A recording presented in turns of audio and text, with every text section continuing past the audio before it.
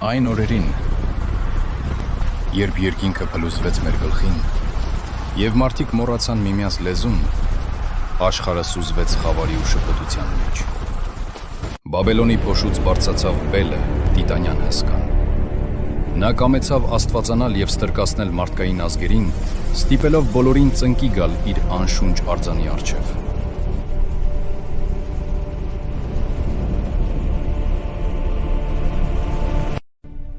Բայց կար մեկը, ով չխոնարհվեց, Հայկը։ Աստվածազուն դյուցազնը, որի աչքերում ազատությունն ավելի վառ էր վառվում, քան Բաբելոնի կրակները։ Նա չկամեցավ հնազանդվել բռնակալին։ Իր 300 հսկա այրերով ու տոհմով Հայկը թողեց շքեղ Բաբելոնը և շարժվեց դեպի հյուսիս, դեպի լեռների երկիրը, որտեղ ծնվում է լույսը։ Երկար դեգերումներից հետո նրանք հասան Արարատի երկիր, մի սուրբ լեռնաշար, որտեղ օդը մաքուր էր, իսկ հողը ազատ։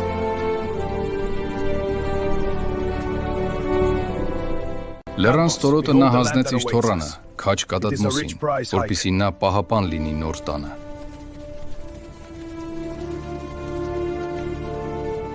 Իսկ ինքը բարձրացավ դեպի հարկի Սարահարթը, խփեց նիզակը հողին ու հիմնեց Հայկաշենը, մեր առաջին ոստանը։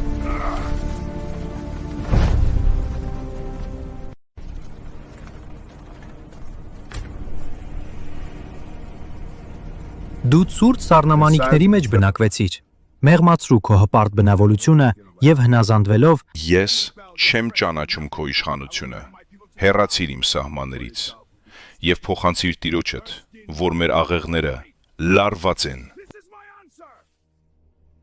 Եվ ահա Բել բռնակալը, որ անունն ինքնին սարսափ էր, հրամայեց ողջ աշխարհին։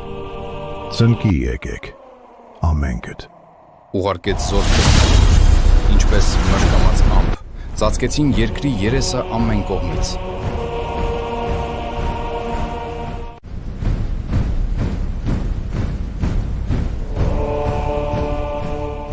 Կադմոս թոռն վազելով եկավ, ձայն կտրեց։ Գալիս են Հայկ։ Հայկ նահապետն անշարժ կանգնեց, նայեց հեռուն, հանդարտ, վճռական։ Փոքր էին թվով, բայց մեծ, սրտի ճշմարտությամբ։ Հայկ կանգնեցին ժայռի պես, ոտն ի ոտն, ծունկ ի ծունկ։ Կանգնեցին լեռան նեղ անցքում, ուր մեկն արժե հազարին, Վան լճի կապույտն ետևում աշխարհը դիմաց։ Պատմությունը չի հիշում ամենաուժեղ բանակը, պատմությունը հիշում է նրան, ով չնահանջեց։ Հայկ նահապետ, հայոց հայր։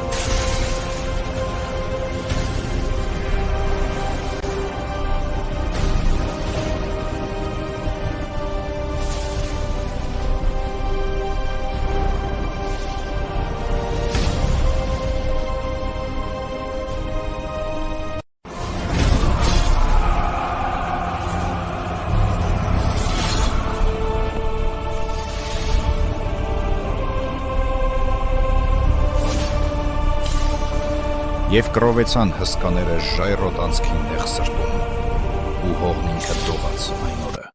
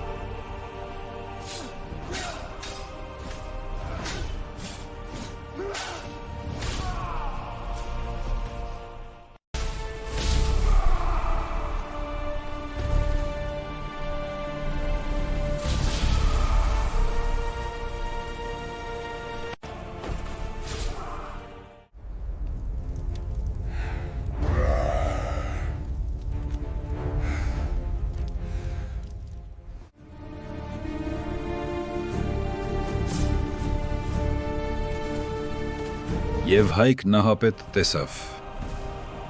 Եվ ոչ կասկածեց, ոչ երկնչեց։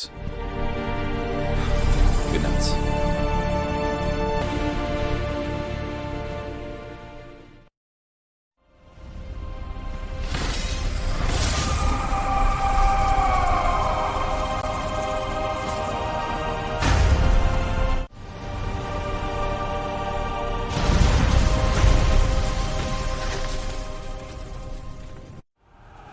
Կանգնեց Հայկ Նահապետ դաշտում կարմրած ալևի տակ, ոչ հաղթող, ոչ պարծող, այլ պարզապես հայ։